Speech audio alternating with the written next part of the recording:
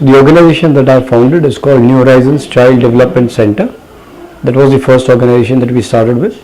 And now we have New Horizons Health and Research Foundation, which works in the social sector completely, whereas New Horizons Child Development Center works in the private sector. We also have New Horizons Schools Division, which looks at having therapists and psychologists within various schools of Bombay. Then we have New Horizons Audiology Center, which is a state-of-the-art center for audiology and hearing problems of children. And we also have New Horizons Institute of Education and Research, which again is in the public space, which is basically a college for training therapists and psychologists to work in the field of special education.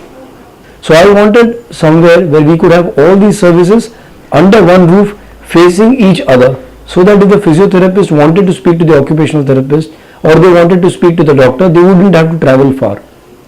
Because there's a difference between a department giving service to a child and a child getting services from various departments as she or he needs.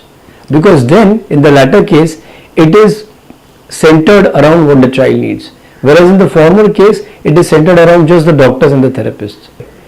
On an annual basis, we see about 1200 children regularly. And all these years, our experience has just been growing. What we do here is not just evaluate the child and give a diagnosis, but we make a plan to get the child to be able to do things that he is not doing. In short, we don't consider disability as an impediment. So it's the ability that the child has that we focus on. That's the strength of the child. And rather than focusing on the weakness, we just help develop the strengths of the child one step at a time. What we work, we call it as a motto from label to enable.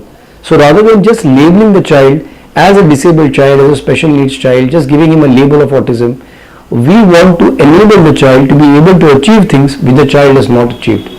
So what we think at New Horizons we've done, we've converted this entire sympathy-laden, highly subjective, highly charity-driven subject to an extremely objective, to a goals-driven, target-driven issue.